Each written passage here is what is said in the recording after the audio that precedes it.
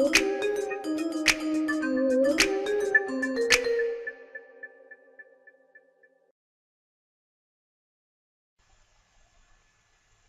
and welcome to Marriage Moments with Life Coach Robin May.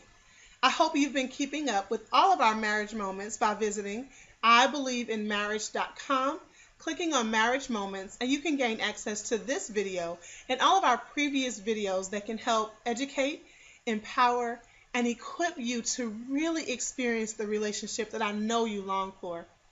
So this month we're doing part one of a two-part series. Part one is dealing with the 3 things that can kill your romance. Next month we'll talk about the 3 things that can heal your romance. So let's go ahead and get started with part one.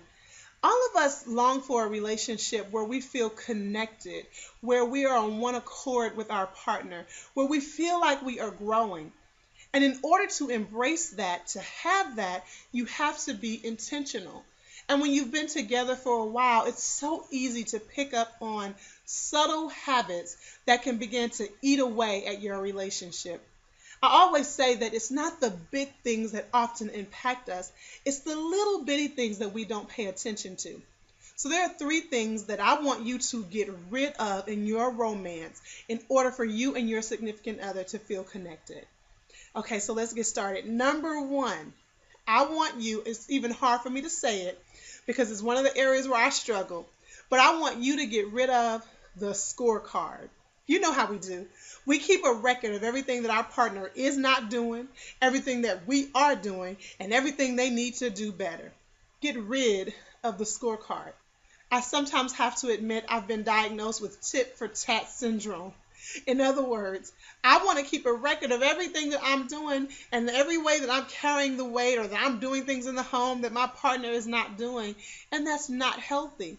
I know we've been taught that relationships are 50-50, but you know that that's not true. Sometimes you're pulling 70% of the weight and your partner is pulling 30%. And then other times it's vice versa. Your partner is holding down 60% and you're holding down 40%. You should not get caught up on who's doing more and who's not doing more. Now let's be clear. One partner shouldn't always be responsible for the full weight of the relationship, the full weight that it requires to keep the home going, the full weight of what is required to deal with the children. One partner shouldn't always be responsible for all of that weight, but you aren't responsible for keeping track. The Bible tells us that we should keep no record of wrongdoing. That's what the scripture says. So I want you to get rid of the scorecard, and I need to too. Okay, so number 2, I want you to get rid of that magnifying glass. You know, how we look so closely at everything that's going on with our partner, the way they do this, the way they talk to us like that, the way they deal with the children, the way they clean up the house. You don't want to be the person that's scrutinizing your partner so much that they feel constricted in their own home. Imagine if your boss scrutinized everything you did, that they looked so closely at everything you did and you felt micromanaged or you felt like you had no room to move. Let go of the magnifying glass. Let me help you. If you look hard enough at anything, you're going to find something that you don't like.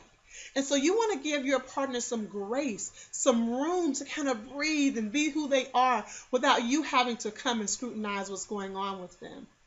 Now, let's be clear. That doesn't mean that we never look closely at our relationship. That's necessary. There are times we need to sit down and figure out what's working, what's not working. But to make it a habit to walk around with your magnifying glass, it's not good, and it's actually setting your partner up to fail. So you don't want to do that. Let go of the magnifying glass. And then lastly, I want you to let go of the earplugs and the blindfold. Let it go. What do I mean by that? Many times we close our ears and we close our eyes from any perspective other than our own. One way we do that is by not getting godly counsel from others. I often find 2 extremes in relationships, either a partner who is getting advice from everybody, everywhere, or a partner that refuses to get advice from anybody. And neither one is healthy. You want to make sure that you and your partner, you know what I'm going to say, that you are not living on isolation island. that the two of you are connected with people that can help you on your journey. Yes, you do want to make sure that you are clear on what makes your marriage work, but you want to be open to other perspectives as well. And more importantly, closing your ears, closing your eyes to your partner's perspective on things is extremely dangerous. You want your partner to know that you're open to hearing them, open to see things the way they see it. So let go of the earplugs and the blindfold. So we talked about three things. We're going to get rid of the scorecard. We're going to get rid of the magnifying glass, and we're going to get rid of the earplugs and the blindfold. So normally with each marriage moment, I leave you with discussion questions. And so here we go. I want the two of you, first of all, I want both of you to share with the other partner, out of those three, which one do you think you need to let go? Don't tell your partner what he or she needs to let go. You acknowledge which one of those three you need to let go. And then number two, often we hold on to one of those things, either the scorecard, the magnifying glass, the earplugs, because we are feeling vulnerable in a certain area. So I want you to share with your significant other why that particular thing brings you comfort. So for example, honey, I hold on to the scorecard because I'm just so afraid I'm going to end up carrying the weight of everything. Share why you hold on to it. And then number three, remember, if you remove anything, there leaves a void. And if you're not careful, you'll just fill the void with something else that's destructive. So the third discussion question is, I want you to share with your partner how you guys can fill that void so that you don't continue with destructive habits. So, for example, all right, honey, I'm going to let go of the magnifying glass. But one of the ways you can help me so that it's not filled up with something more destructive is by doing this. So those are your three discussion questions. All right, I hope you guys learned something and that you're going to take some time to have this discussion. Also, I want to remind you, we are celebrating our 5-year anniversary at IBelieveInMarriage.com. And we have a fun contest going on right now. So go to the site, fill out the form so that you could possibly win one of our giveaways. Again, this is Robin May with Marriage Moments with Life Coach Robin May. Stay connected to us. Make sure you're a part of our Facebook community, and I love hearing from you. So share with me your thoughts. I look forward to talking with you again soon.